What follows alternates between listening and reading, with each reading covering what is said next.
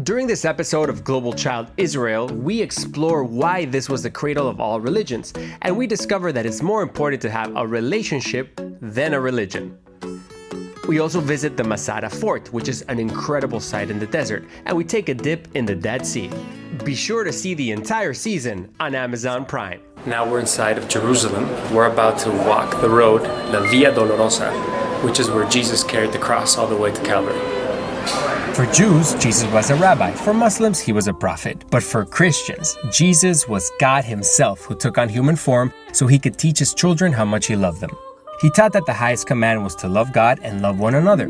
And actually, the Bible was the first book to give women, races, slaves, and children protective rights. Jesus taught that God is unconditional love, but also perfection and justice. Therefore, God's perfect justice demands that whenever we commit evil, someone has to pay for it. Since he knew that everyone would make mistakes, he lived perfectly and then gave up his life at a cross to save the soul of every person that has ever lived. 3 days later, he came back to life, proving that he was God. Now, through what he did, we can all be cool with God.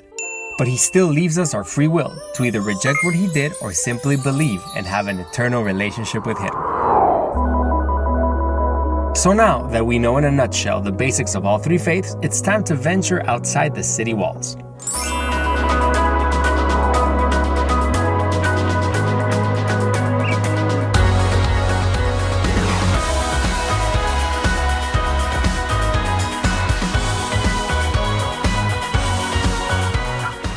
Israel's landmass is similar to that of the state of New Jersey. It's the 152nd largest country in the world, but it has some incredible places, including this one of the most ancient epic fortresses on planet Earth.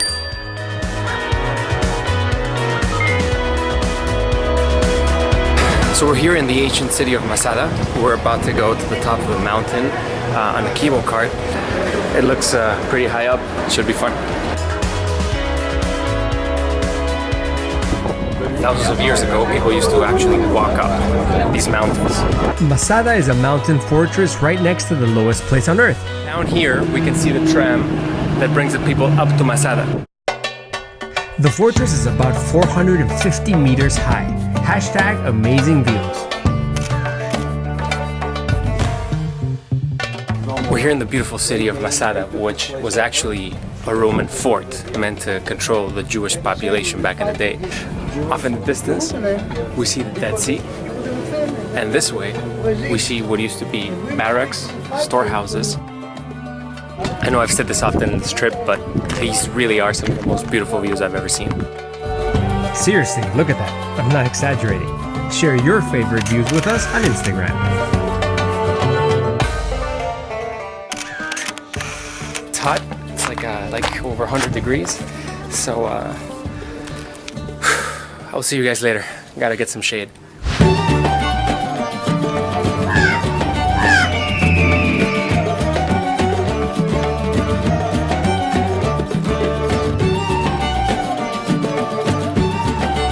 It's actually interesting because it's kind of cool in here.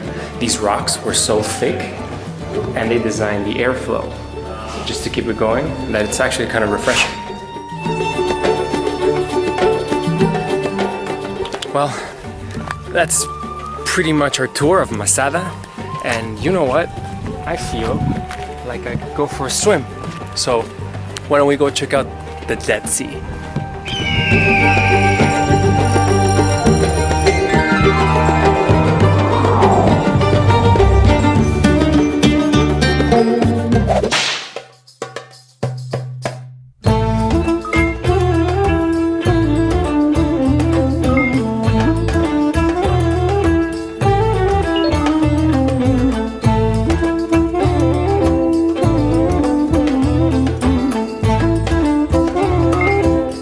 The Dead Sea is Earth's lowest point. It has a 33% salinity, almost 9% saltier than the ocean, which basically kills all life except for tiny bacteria. But on the positive side, it also makes you float. I had to check it out for myself.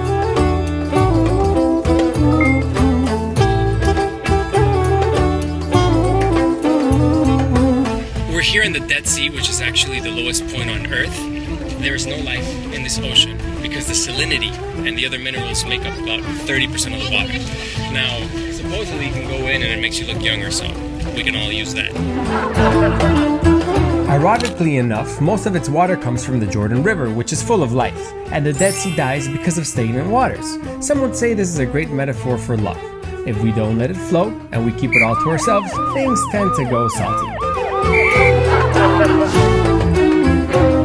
The Dead Sea has become a major center for health research, and if you want to buy all kinds of cream treatments, then this is a place for you. For thousands of years, kings like David have visited this area in search of refuge and health. In the summer, the temperatures get really intense, and covered in all that salt, it makes you feel like a human skewer. So check it out and know when to exit the game. Went into the Red Sea. All rivers flow into the sea, and all journeys lead you to a choice. My own spiritual journey, just as it has for countless of others, has led me here. We're here at the River Jordan, which is actually about 20 times smaller than what it used to be because Israel funnels the water out for their use. Right now we have a big group of people coming to get baptized. Jesus was baptized in this river, and so people come from all over the world to do the same rite. Here's what I've learned. Faith is a choice. I look at sunrises and children and the human body and the fact that I had absolutely nothing with giving myself life or waking up this morning, so I choose to believe. I've learned that you can fast for a whole month, and if you speak with hatred, then you're not really a Muslim. I've learned that you can keep 1,000 rules on what you eat or when you work, but if you don't love people who were created in the image of God, then you're not really Jewish. I've learned that sitting in a car garage all day doesn't make you a car. And in the same way, sitting at a church all day doesn't really make you a Christian. Because you see, it's not all about religion, it's about a relationship. And the closer you are to God, you're supposed to be more loving towards all people, especially towards those of different faiths. Amazing. Now, I'm really bad at keeping rules and doing religious stuff, and I've made many mistakes.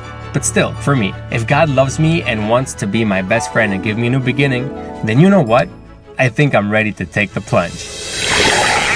And I pray that whatever you believe in or don't, wherever your own journey might lead you, may you arrive there in peace, and may you use your free will to be an instrument of love.